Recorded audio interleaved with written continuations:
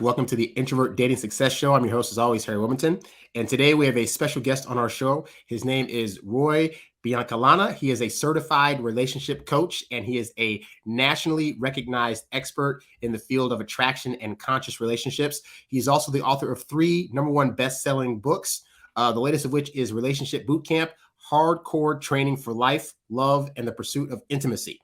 For the past 15 years, Roy has been supporting single people in the art of attracting healthy, sustainable, intimate relationships. And his experience has taught him that getting in relationship shape is the key to attracting lasting love. Roy, welcome to the show. Hey, it's good to be here. I can't wait to have this conversation. Yeah, I'm excited. I appreciate you coming on the show. And I checked out your website. Feel free to go to his website. What's your website, by the way? Coachingwithroy.com. Yes, go to coachingwithroy.com. He has a lot of great, fantastic articles on his website. I've been through a few of them. I was just like, I could talk to you all day about just the number of things you've written on your website.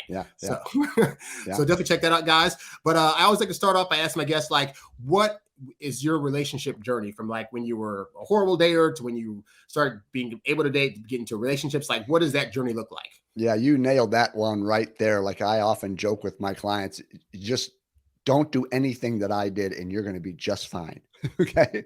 So, I mean, a lot of what I bring forth into the world are things that, a lot of it just comes from my own direct experience, along with, some trainings and, different teachers that I've worked with and sat at their feet and so forth, but lots of it, my own personal journey. And so, yeah, how I got into coaching is relevant for this discussion because it leads to some important principles, I think, for all of us to kind of confront. And so I was married for like 19 years, right? And it became a very platonic relationship, very co-parenting, functional, brotherly, sisterly, right? There wasn't much man-woman connection there. That wasn't working for either one of us, but I was the one that, really asked for the divorce and so forth. And of course, my first mistake, even though it's not really a mistake, it's just what I did at the time, but I just immediately rebounded into the dead opposite relationship, right?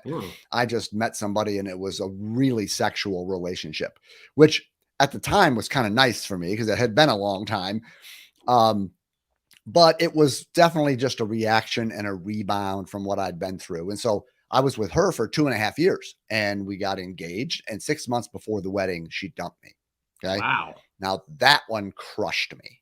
Like, I'm not exaggerating. I went on what I consider to be like a year-long midlife crisis. Wow. I mean, I was really a mess. I mean, heart palpitations. I couldn't sleep. I was kind of a lousy father that year. My career suffered. I had obsessive thinking, just going over things in my head. And I was just a mess. Okay. Which led to my second thing that I did that I would never advise. But I was simply trying to survive and handle the pain. I didn't really have any tools. I didn't know what I know now, of course. And so what I did is I just joined a bunch of dating sites. I just like, I'm going to find a new woman to help me forget about the last one, right? And you can imagine the amount of drama that caused. Oh my God. Yeah. Because in reality, looking back, I didn't know it, but I wasn't emotionally available. I wasn't really present. I was sort of using these women to kind of make me forget about the last one for a while. And so that created some nightmares. I write about one, especially in my first book, which is over the top of my head there. It was just a spectacular scene that I created because I was just playing so many games and so forth. So it was right in the middle of all of my drama and relationship heartache and, in the midst of, professionally doing okay, but personally just was a mess, that a friend suggested that I get a coach. Okay. Now, at first, to be honest with everybody here, and this is the big shift. Okay. This is where we start to really have this really apply to everybody else. I was resistant to it at first because I swear to you that I really believed at that time that all of my relationship trouble was their fault. Yeah. I really thought, oh, my ex-wife, oh, my ex-fiance, oh, these crazy women you meet online. It never occurred to me that I was the common denominator in all of the pictures. It never occurred to me that maybe I had some blind spots, that maybe there might be something in my childhood conditioning that was creating the things that I was experiencing. Maybe I had what I call relationship personas. Like maybe I had issues that were responsible for the women I was attracting and the dynamics I was experiencing and the patterns and the pain and the problems. It never occurred to me. But I don't even know how it happened, but the moment that I sort of opened up and started this look in the mirror, that was the moment where that was my born again moment, you could almost say. Yeah. Right. Yeah. That was when everything changed. Because I was doing things. I mean, I'm not saying that my wife and my ex-fiance and women don't have issues. Of course, everybody else has issues, but I was now noticing my own and really recognizing that what I was discovering, so the aha moments that I was starting to have with my coach, because she was really challenging me to take responsibility, to quit blaming these women. Like, what's your part? Right. And so it's not easy on the ego to do that, especially the size of ego that I got. Right. But when I did, I started to discover things, and we're going to talk about a number of things, in this conversation about what those are. But that's the first thing. It's so easy when your love life or any part of your life isn't working very well to point the finger and not do kind of the brave thing about looking in the mirror and saying, what's my point? What's my part? Because if you don't do that, what happens is, and we probably get into this, you get into what I call relationship Groundhog Day, right? Remember the old movie where Bill Murray? Oh no, it's like in my top 5 of movies is yeah. He relives the same thing over and over and over again. So if you never look at yourself and you just think, well, I just haven't met the right woman yet, or it was them, it was her, then you take the unconscious stuff that you have, you take your blind spots and your issues, because they are there, and you just bring them into the next relationship, and you're going to create the same things because you're kind of the same person. Okay. So that's why you can feel like, that woman is not anything like that woman, but we have the same kind of relationship. It's like the same problem here. Yeah. Like I keep attracting emotionally unavailable people, or I keep attracting people that aren't very honest, or people that are addicted to something, or people that are, drama kings or drama queens, or whatever everybody can point to a pattern. And the pattern is coming from you, not from them. Yeah. So I got into coaching because my coach helped me see this and helped me almost kind of kick me in the ass to make me look at myself in the mirror and do some introspective personal growth work.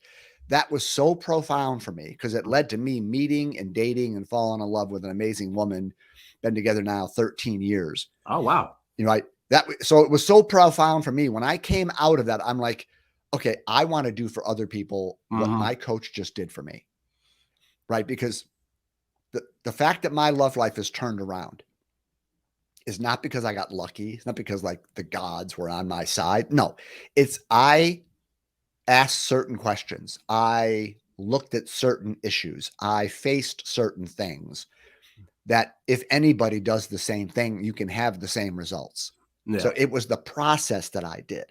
And that's why I'm a coach now, man. I just want to help people that are feeling like my love life sucks. Like, what's going on here? I can't make a relationship work. Well, I can help you with that because I've been there, done that. And there's so many guys out there that still are trying to go through that journey and figure that out too. Like I get a bunch of emails and things. I'll be on forums and stuff looking at guys that are just asking those questions like, hey, I did this thing, or I'm trying to date this kind of way, but like I keep getting to these roadblocks. And to your point, it's like, if you're not able to recognize that, hey, there's something that maybe I'm doing. Because I know for me, it was like, we can complain, oh, well, this woman did this, but then you come across like that woman that's sane and it still doesn't work out. And at that point, it's like, wait, so if she was actually like good and knew what she was doing, then like, I'm the only other person in this equation. And then it's like, was I always that person? So for you, what was like one of the big things that you found out about yourself that was like, oh, like what, this is the thing that I can see is possibly hurting my relationships, or making women that once really like admired me want to suddenly like leave me or be more apathetic, et cetera, et cetera. Fantastic. That's That's the relationship groundhog thing. So here's how it worked for me. Okay. So as I was working with my coach and I started to ask questions like, what was I doing to create these dynamics? What I discovered without, I didn't do psychotherapy and all that kind of stuff, but I was able to really recognize that my relationship with my mother, okay, in a sense, your relationship to your mother, if you're a guy, especially, is like she's like your first girlfriend in a sense. I mean, she's your first contact with feminine energy, right? Yeah. And a lot of how that relationship goes really affects the way we go out into the world. It colors us. So my mom was she provided for our needs, but she was kind of distant, sort of cold and sort of demanding and a little perfectionistic, a little harsh. It was the kind of thing where if mama's not happy, nobody's happy. So in my house, I learned that it would just be better for me if I dropped my own needs, my own wants, and I just be a good boy. I call him Good Boy Roy. Okay. It's like, make your life be about fulfilling her agenda. If you do it her way, if you make her happy, then you're going to feel, I felt some warmth from my mother. But if I sort of did my own thing and operated by my, follow my own drum, even as a 4, 5, 6-year-old, I felt more distance, or I felt a little rejection or something. But the more that I made my life be about sort of taking care of her, okay, I didn't know this at the time, right? These are my words now trying to describe it. Yeah. But the more I did that, the more affection and attention I got. Okay.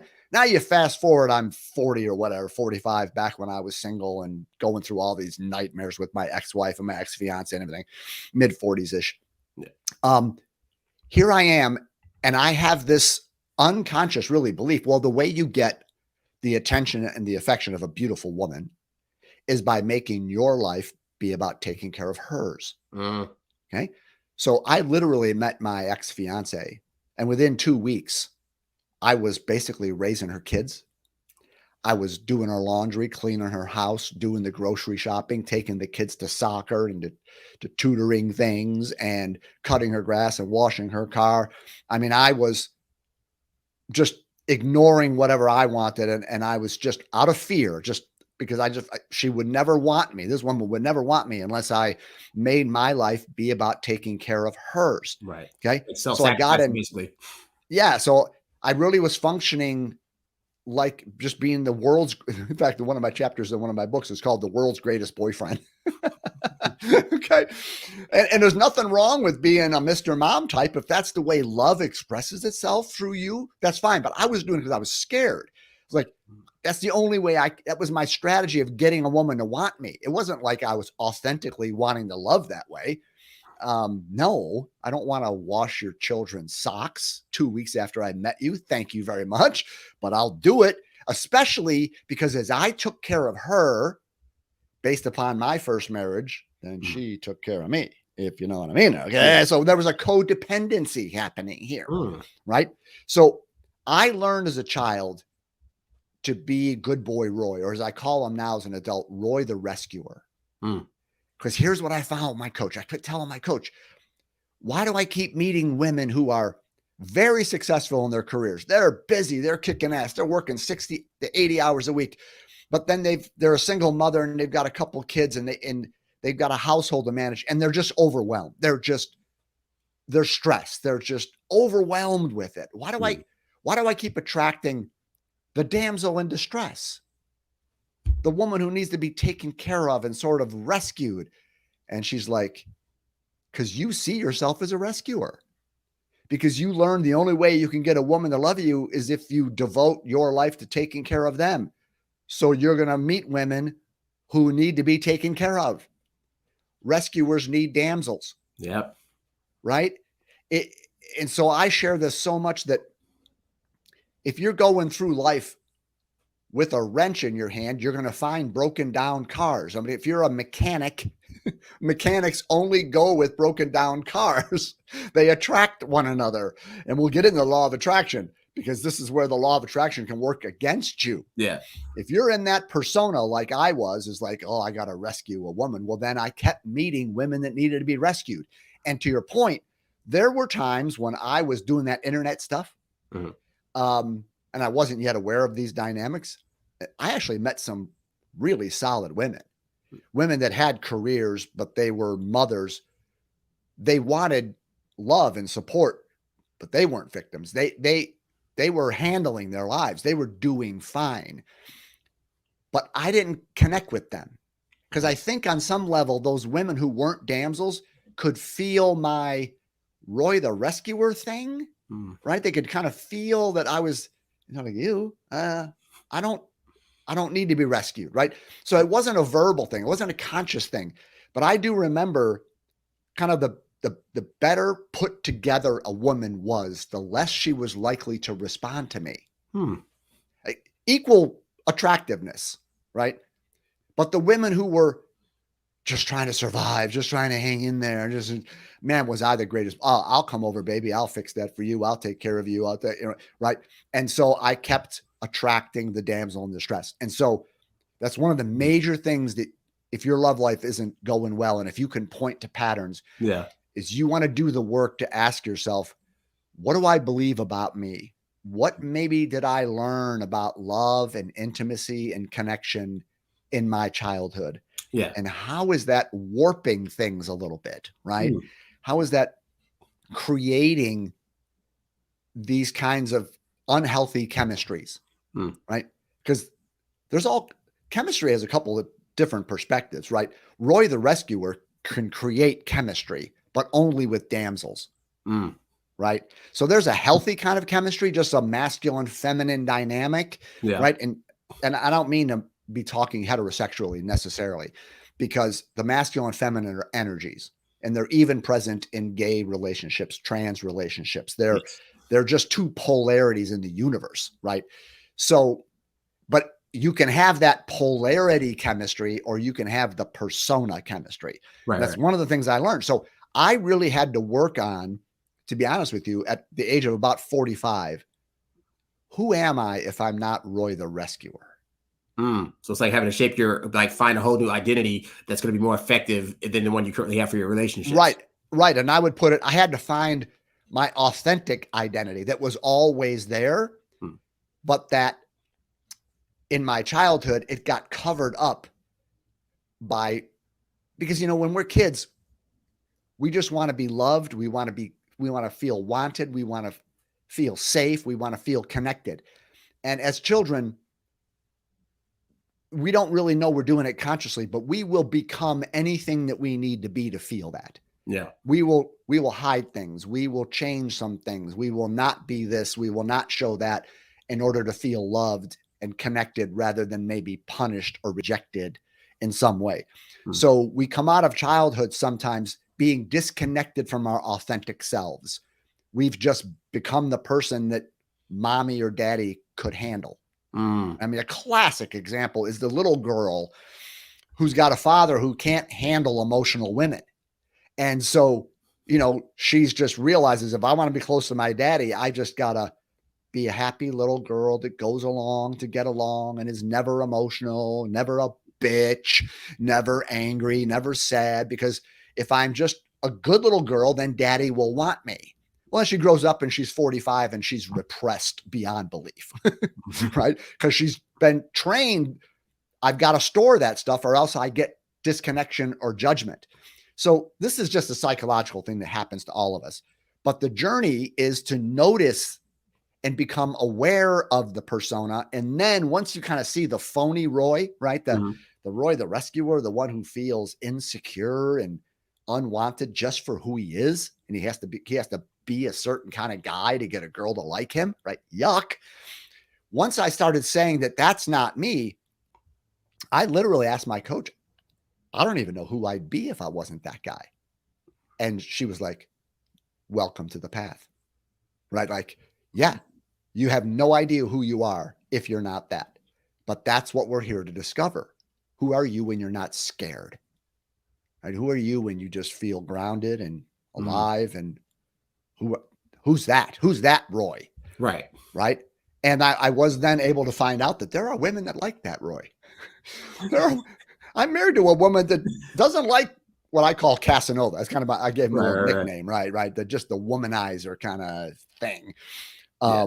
So that I think that's a big part of the journey for all of us, and especially your podcast here is called Introvert Dating Success, and a lot of the introvert thing is just personality. People are extroverted, people are introverted. Some Mhm. people are more comfortable in crowds, and others are more comfortable in smaller settings, more intimate conversations. Fine, but a lot of times the introvert thing can show up as a persona, as Mm. men just lacking confidence, Mm. not believing in who they are, not thinking they have anything to value, and so therefore they're shy, or they're a bit withdrawn, or Mm. they're just not as, I don't want to say aggressive because that's not the best Right, word right, for right. dating, right? But they're not as bold. They're not as self-assured, right? So you can have kind of an introvert persona, which is different than it's just my personality, right? Right. You know 'Cause what you I'm can saying? definitely,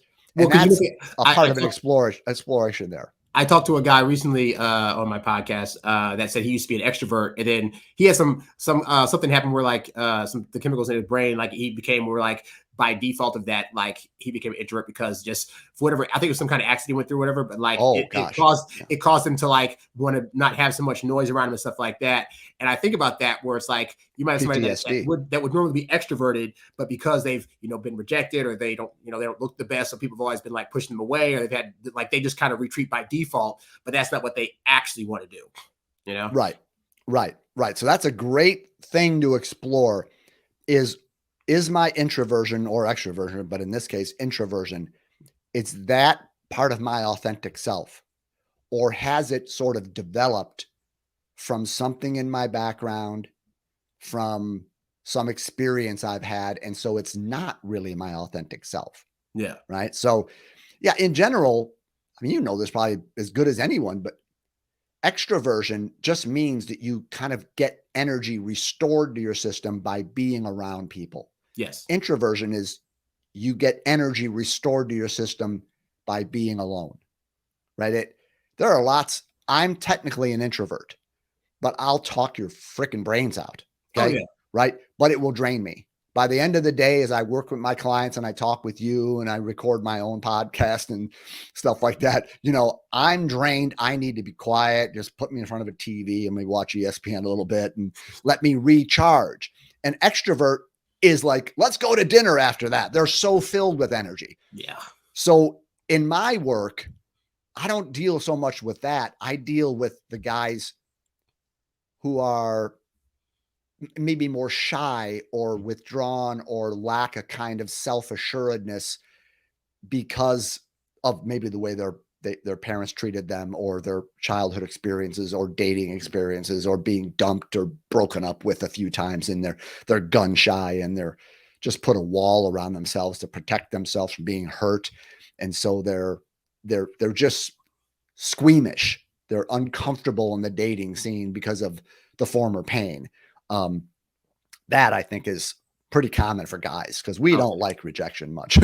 Not at all. No, it's funny because like I'll hear it a few times that women will say like, "Oh, I don't want to approach a guy because I have to get rejected. I don't want to face rejection." It's like we have to. We are told we have to face it. Oh yeah, and we don't want to face it either. And some guys they learn to fight through it in spite of. But a lot of them just be like, I got that one rejection, and I remember like when I was 5 years old, there was a girl that I liked, and I was on a school bus one time, and she had found out that I liked her, and I literally got on the bus and I said hi to her. She's like, I know that you like me. And then it was like all people in the bus started laughing at me. I was at 5 years old. I didn't ask another girl until I was like 16. I bet. Because I was just like, that's my first experience with this. Is this Right. this kind of rejection? Like, I'm not doing this. Right. So I totally understand when guys are like, I don't want to do this at all because it's hard. Exactly. And here you are today still talking about it. That's how powerful that was, right? So that's important for us to recognize that we have those experiences. They are powerful. They can be transcended, right? But they really are powerful. And I rarely try to take sides with men and women in the challenges that we face, but I sort of, in the rejection thing, I take the side of men, because still in our society, this may be changing, which is probably be a good thing. But men are usually the ones that are sort of encouraged or thought you should initiate Yes. the question, can I have your number? Can I take you out? The men are usually making that cold call. You could say, even if you've been talking to a girl for an hour, she's not usually going to say, can I get your number so I can take you to dinner on Friday? Oh, yeah. You're going to have to put it out there. And then you're making yourself open to some comment like, oh, my sister's coming in town. She'll be here for 4 years. Sorry, or something like that. Now women get rejection in the sense that you talk them, you chat them up a little bit, and then you don't ask for their number. So it's kind of they get a passive aggression, rejection. Yes. Versus we have to kind of put it out there and ask a question. And then what are you going to say to us? So that's difficult, which is so much why a lot of my work with my clients is about finding your own grounding, finding your sense of self apart from a woman. Like, we give women so much power. Yeah. Like, if you don't want to go out with me, oh, then I must be unlovable or unwanted or not good looking enough or not rich enough. No, it just means she doesn't like you. Who knows why? Maybe you're wearing a shirt that is unconsciously reminding her of an uncle that abused her when she was 5.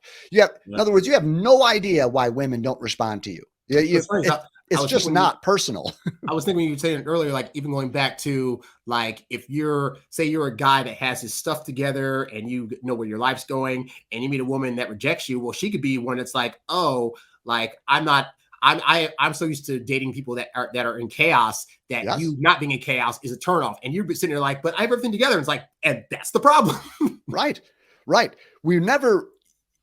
Chemistry is such a mystery, really, that you never really know why a person's not interested in you. It's just not personal. It's really about her. I don't mean that in a negative way. It's just right. But we give so much power to a woman's response that it shuts us down. It makes us not take a chance, to not walk over to a girl and say, I know this is a weird thing, but I'll probably never see you again. And I didn't want to miss the opportunity to introduce myself and maybe have a conversation with you.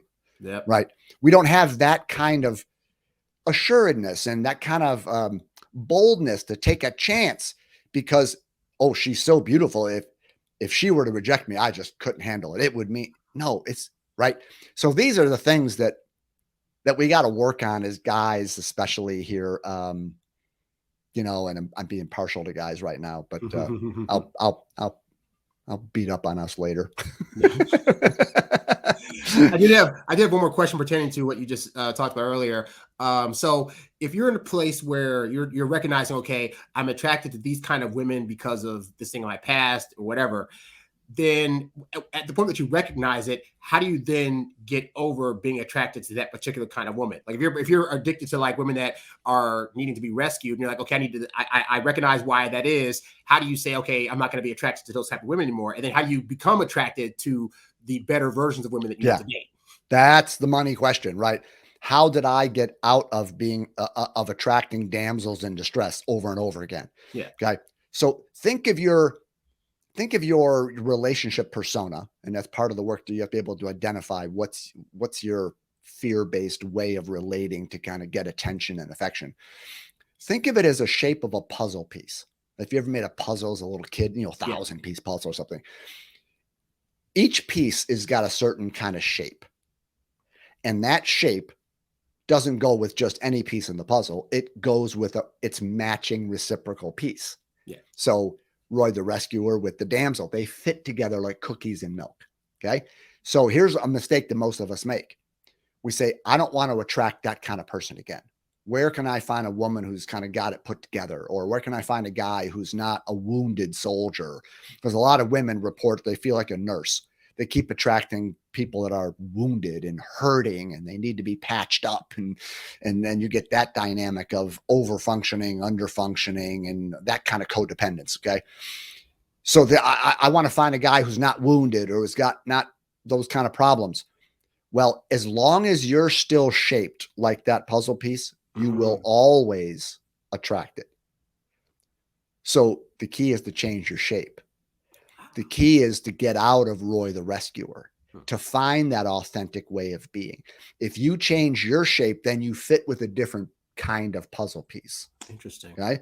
And that's a deeper work of self-awareness. Just my ability to verbalize what I just did with everyone there, to say, okay, my mother was this way, so I learned to be this way. And it just became my way with women unconsciously. But then I saw it, and I saw the results when I was, dating and relating. And then I went on this journey to find who I am and to find a sense of security within me, that I didn't have to be a certain kind of guy to get a girl to like. I could just be me. And some girls would like it, some girls wouldn't. I mean, but at least I was just being me, and I wasn't trying to be someone to kind of earn your love, right? So the trick is to do the inner work of finding who you are, really changing your psychological and emotional shape. And that has to do with maybe a little childhood reflection, not a whole lot of stuff, but finding what I would call healthier ways of relating.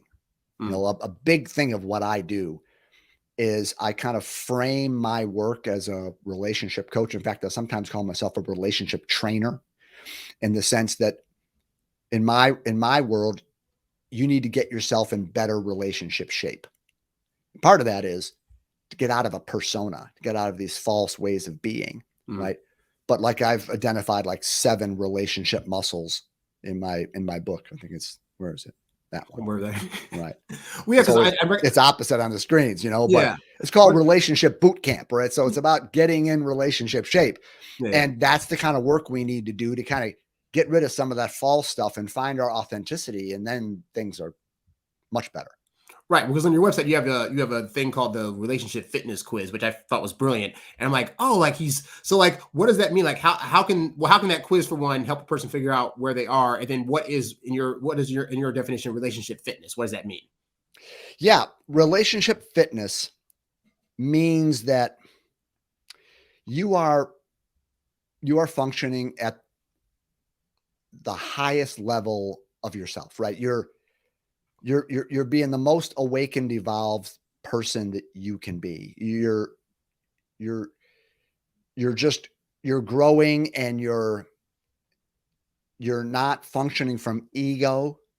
You're more coming from essence.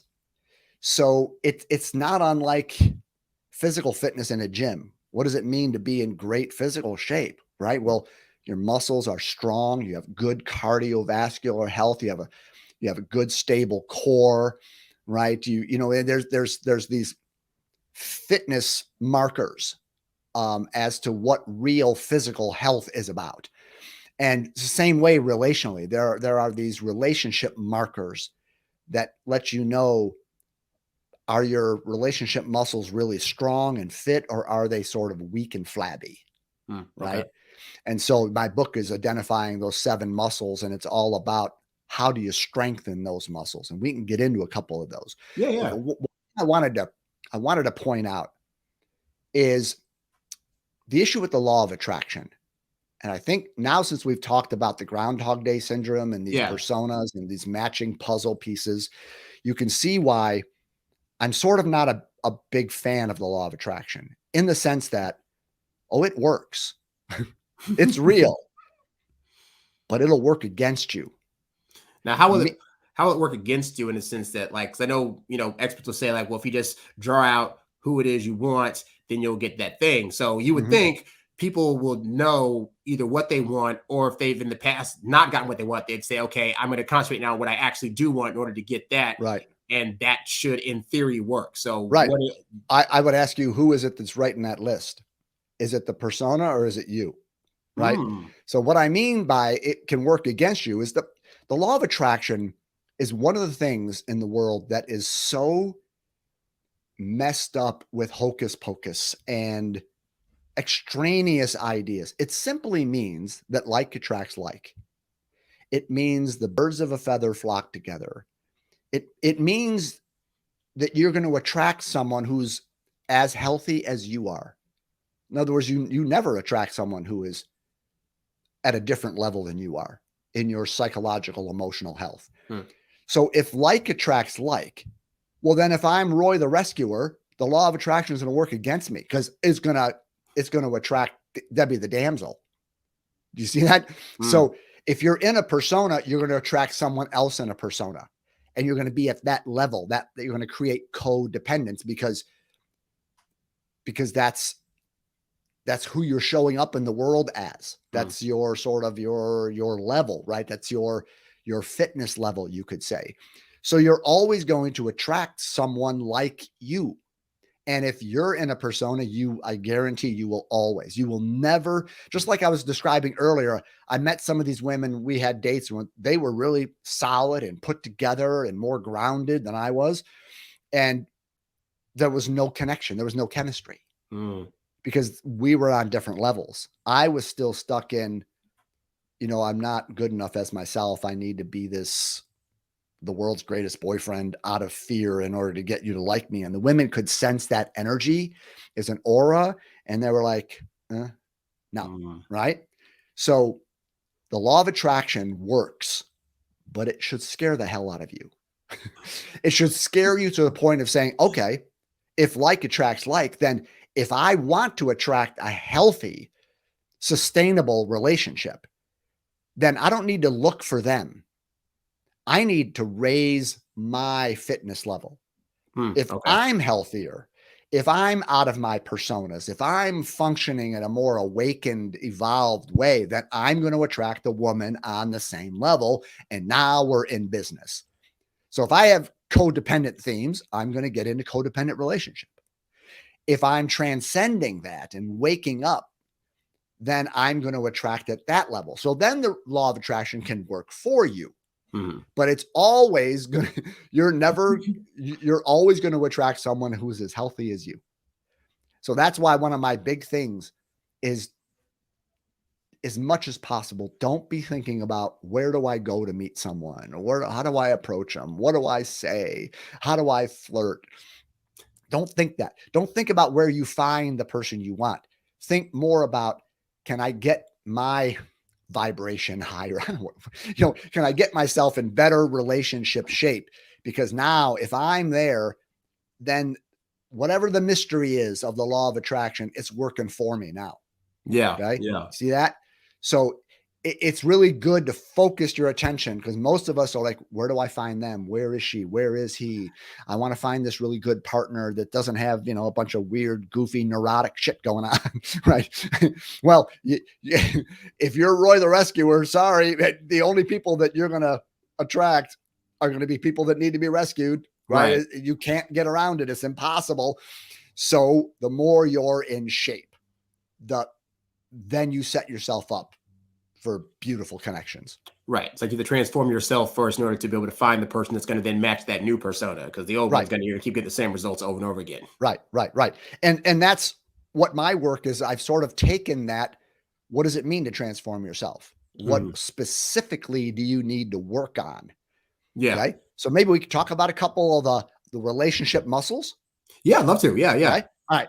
So one of the juiciest and the most difficult, but the most powerful, is what I call your relationship to your past. Okay. What is is the past something that just happened to you, or is it happening? In other words, is your past still alive in you? Because I often joke with people, and it's not really a joke, that the only people in the world that don't have baggage are the little babies in the maternity ward. Okay. All the rest of us have been hurt, betrayed, deceived, lied to, ghosted, gaslighted. And some of us have had worse traumas than that, right? Yeah. So all of us have got our wounds. We've got our scars. We've been hurt to some degree or another, right?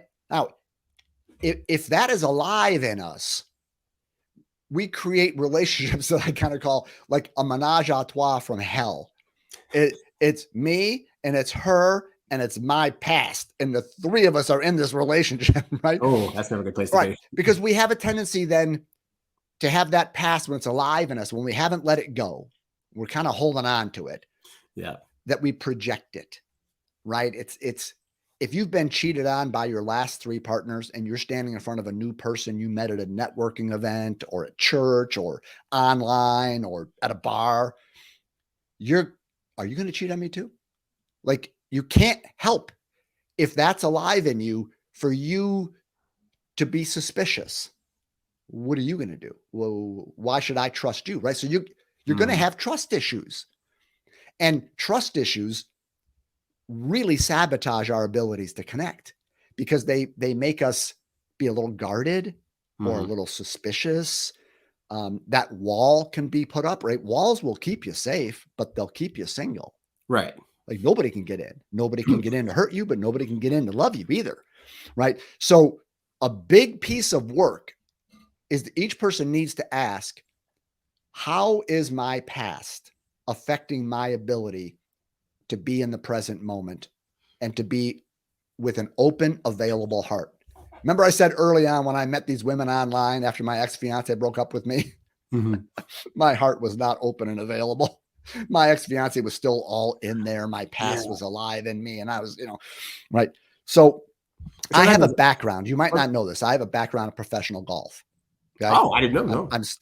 I still technically play a few tournaments in the summer. Now I'm 61, so I'm well past my prime, but I still like to compete locally. But I used to be on the PGA Tour. Like, I've beaten Tiger Woods in a major, 1,000 years ago.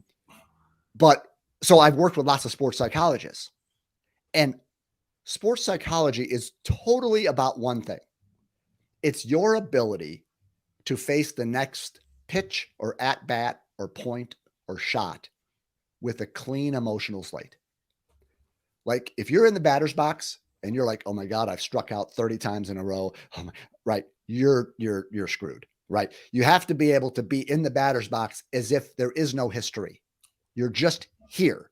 And then your talents, your skills can come forward. But if your past is alive in your head, like as a golfer, if my last shot went way in the trees on the right, oh, I don't want to do that again. Well, it's going to go way left, right? Because you're not present, you're in the past, trying to do something here. So in your love life, it's the same thing. The most important thing you need is to be able to meet a new person, kind of like it's the first person you've ever met. So then you can get to know them. There's no projection onto them. Right? There's no fear of what they might do, because you've sort of worked through your past. And now I'm just here with you. Things have happened to me, but they're not happening to me. My heart's not closed. It's not blocked. It's not suspicious. I'm present with you. And then I can get to know the real person, and I can connect without fear, and maybe something really wonderful can happen. But to get there is some work.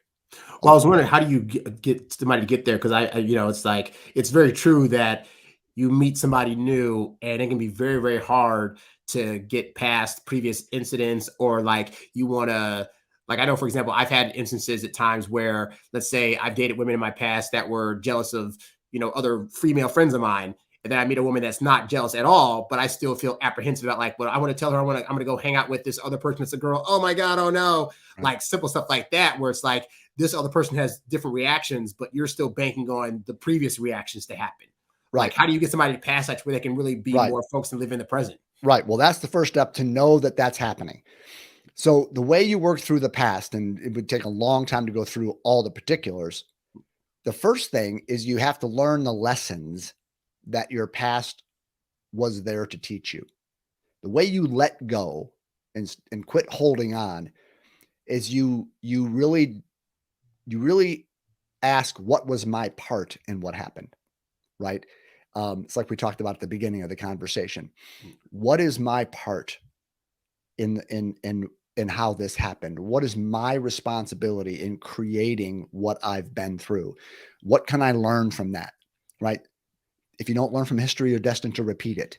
Yeah. And we always think that means something like in geopolitical type of things in the world. No, if your own history, if you don't learn from it, you're going to repeat it. That's the Groundhog Day thing. Okay. So you need to ask the question, okay, that relationship, as painful as it was, what was my part? I mean, did I see some red flags early, but because I was a little lonely, I just blew it off. And if I had paid attention to that, we never would have got here, right? or whatever it might be. It's really learning from that relationship and really seeing any relationship in your life, even if it's been a source of great pain, that it was either the universe brought it or allowed it. I don't know how all that works, but it was there to teach you something only that relationship could teach you. So what is that? How can that former relationship make me wiser, make me more evolved, make me a better partner, better prepared for intimacy? So when you learn the lessons, that helps you let go. It's like, okay, that was in my life for this. I've really learned from it. I'm a better person because of it. You know, right? Then you have to deal with the regret forgiveness thing. Once you start to see what your part was, chances are you're going to have to do some forgiveness work towards yourself, maybe towards the other person, but you're going to have to work through some of the emotions that are come up when you recognize, oh yeah, without my being Roy the rescuer, I never would have attracted my ex-fiance and the damsel in stress thing, and which led to my midlife crisis and all that pain. How can I blame her? If I was Roy the rescuer, she's the only kind of woman that I would be interested in. So how can I blame her? Like, I'm free now, right? I've let go of the past. It's like, just don't be Roy the rescuer anymore and you're fine. But you don't have to have a lot of bitterness and anger and resentment towards her.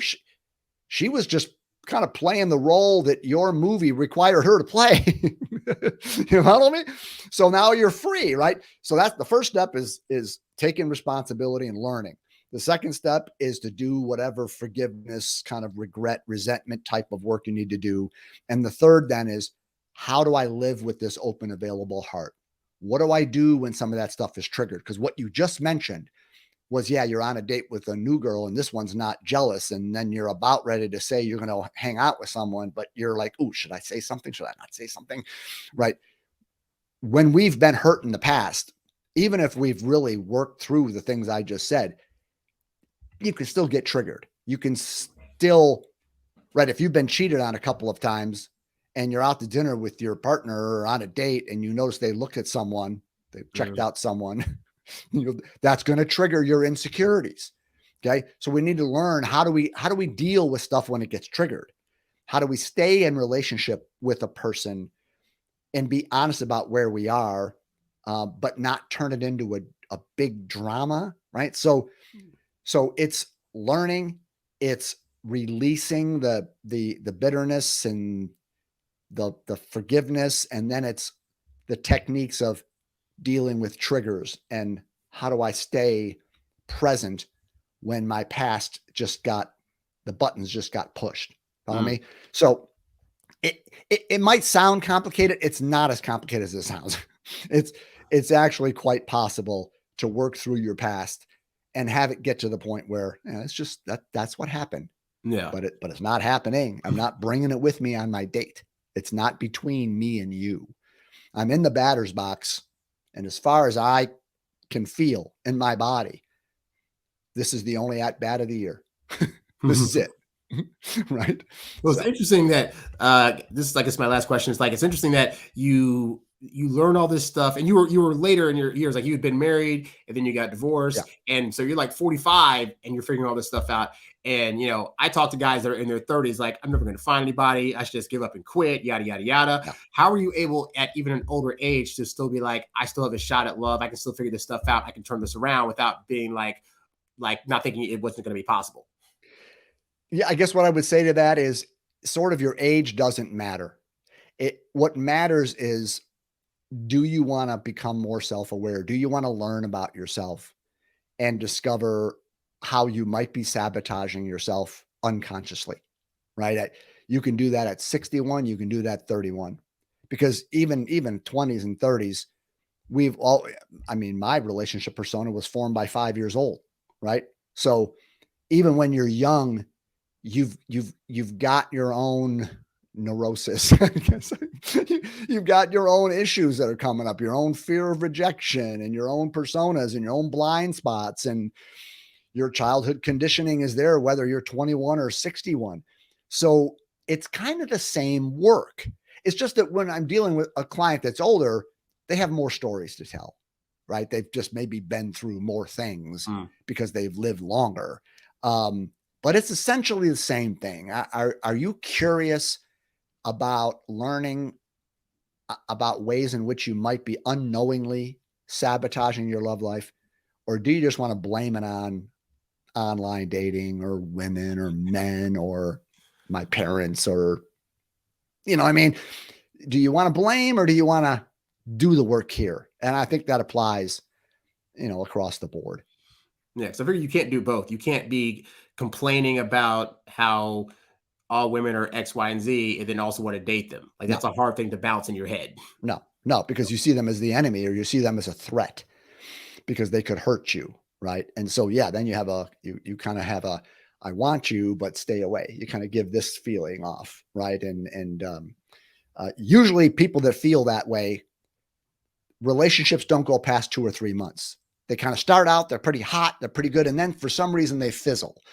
And they usually fizzle because one of the persons has got an underlying fear of getting close.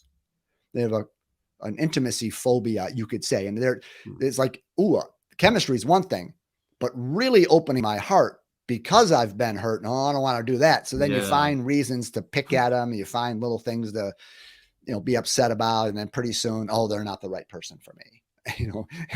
Yeah. Wait a minute now. Right. So that leads to something you mentioned, which I call my relationship fitness self-assessment test. It's like if you went to a gym and you were going to hire a personal trainer to get you in great shape, right? Whatever your goal was, I want to run a marathon or just want to, just get fit or whatever. Yeah. You have a goal. A good fitness trainer is going to run you through a bunch of assessments to find out where you are now. And once they know where you are now, then they can put a program together to achieve your goals, right? But they got to know what they're starting with, okay? So me as a relationship trainer, I started thinking, why don't I look at our love lives that way? We know what the goal is. We want to be in this healthy, sustainable relationship where we're just connected. We feel happy, great sex life. We communicate, we handle conflict, we support each other. That's what we want. What kind of fitness level are we in now, though? Right? I mean, like, what kind of assessments could we do to find out how relationally fit we are now? Because if we can find that out, I could put a program together to get you strong enough so that you can create that kind of relationship. Follow me? So I created this thing called the Relationship Fitness Self-Assessment Test. And perhaps you'll link to it in the show notes, but it's right on the homepage of coachingwithroy.com. And it's a 30-question true-false test. Takes about 3-4 minutes to take. Unfortunately, it is unbelievably accurate. Unfortunately. And I say unfortunately because chances are you're not going to be in as good a shape as maybe you think you are, right? Because if you were in great relationship shape, you probably wouldn't be listening to me. You'd be in a great relationship, right? So there's a good chance that some of your relationship muscles are flabby and they need to be at least toned, if not strengthened significantly. But the test is also extremely confidential and you immediately get your results. I don't know how the algorithms work and I didn't develop it. I just wrote the test. Yeah. But you're going to get your results and you get put into one of 5 categories. Okay. So, and I try to use fitness words to kind of keep it a little fun and playful, right? So you're either going to be relationally ripped. And I don't think anybody's ever scored there because that's like your Jesus. If you're scoring that high, okay. So you're either ripped or you're skinny fat, okay, or you're overweight, unhealthy, or you're in the lowest category, which I was in. I actually took my own test, but I kind of put myself in the mindset of where I was back before I worked with my coach. Yeah. And I was dangerously out of shape. Wow. It made sense, right? My love life was a mess, right? Yeah. So a lot of people score in those lower regions. And it's nothing to be ashamed of. It just means you need to do some work on yourself. And it's like, look at me. I mean, there's me and my wife right over my shoulder right there. That's us getting married on the beach about nice. 13 years ago. So yeah, all this stuff is possible, but at least you get to find out, okay, what's my current relationship fitness level? Yeah. Am I ready for something real? Because I always make a joke like, if you want to run in a triathlon and be successful, you wouldn't focus necessarily on your strategy during the day of the race, even though that might be important, right? You would focus on your fitness, because I don't care if you've got the greatest race day strategy in the whole world. If you're 50 pounds overweight, you ain't going to make it anywhere in a triathlon, right? So you got to be in shape. And then if you have a good strategy, okay, you're in business, but you got to be in shape. Yeah. And I think that's the exact metaphor for our relationships. The starting line, race day, is whenever you stand in front of that person. And I don't know if you met them through online dating or just through the course of life. I met my wife at a personal growth conference. I just sat down next to her. Oh, wow. Okay. So these things happen in weird ways where you all of a sudden you're right face to face with someone. That's the starting line. That's race day. Here we go. Are you in shape already? Because if you're not going to go the distance like you wouldn't go the distance in a triathlon. Yeah. Right. So that's why I encourage people, find out what your current fitness level is. Let's get you in shape so that however life works, however the mysteries of how we meet each other work, when that moment happens, you're ready to go. You're ready to communicate authentically. You've let go of your baggage, right? You've learned how to handle your emotions and their emotions. You've dealt with some of the love stories in your head about love is painful or love is compromise or love is about power. You've worked through some of those things, and now you're this healthier, best version of you, and you're not going to create codependence. You're not going to create drama. You're going to create a real lasting connection. But in my mind, it starts by, what's my current fitness level? Very true. You can't get forward if you don't know where you're at the moment. So that's very true. And then, of course, you hire me as your coach, and I help you get there. Well, it's one also, like, once you get into that space, do you also give them the tools to, I also say, prevent relationship atrophy? Oh yeah, okay. Yeah. Because when these relationship muscles are strong, and I named a couple of them. One is your relationship with that voice in your head that's always telling you things and making up stories, and and then is your relationship to your emotions, your relationship to your inner energy, which is a masculine feminine discussion, your relationship to your truth. Are you a person of candor, or do you play games? Right. And then your relationship to your past. So when these muscles are strong, it not only allows you to attract and create a healthy dynamic, it allows the relationship to stay healthy because your interactions are coming from the most evolved place within you, right? You're in shape. So it really makes for great connections, whether you're trying to initiate a connection and get it going, or whether you're trying to keep a relationship that you're in from falling apart or going downhill, right? So either way, it always comes back to your fitness level. It's kind of your movie, and you have to pay attention to and resist the temptation to say it's my partner, my spouse, my ex, or not ex, but the person I'm dating, they've got issues. And then no. Forget pointing a finger, point it over here, do your work. Yeah. So that fitness quiz is right there at coachingwithroy.com. Awesome. So yeah, definitely guys go check out his website. Also just you can let people know what kind of other things you offer at your website. I know you also have a podcast. Like, just tell people where they can find some more of your stuff if they're interested. Yeah. I named my podcast after my second book. It's called the Attracting Lasting Love Podcast. And it's free.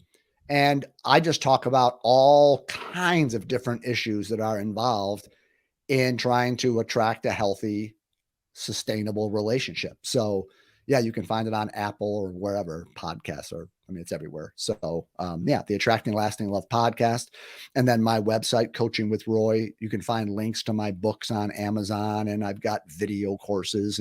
And by the way, I offer a free, no pressure kind of consultation, exploratory coaching call, 30 to 40 minutes to get to know you, to hear what's going on, see if we fit. I can describe my coaching program to you and so forth. So if you're interested, if you get your relationship fitness results back and it says you need to get in better shape, which it probably will if you're human, then you might want to have a conversation with me. Okay, maybe I should be your trainer. What does that look like? What would that entail? And we can have that conversation, and there's, I don't need to pressure people. I think people want to do this kind of work, and if we fit, we fit. And if we don't, we don't. It's cool. Very true. Very true. Well, thank you so much, Roy, for coming on the show today. This has really been an exciting conversation. I'm glad we got to talk about a lot of cool stuff. And check out Coaching with Roy. That's the website. Yes, it is. coachingwithroy.com. Yes, check out his website, check out his podcast, he has a lot of great programs. Like I said, check out, if nothing else, his articles at his website. He's got a lot of eye-opening.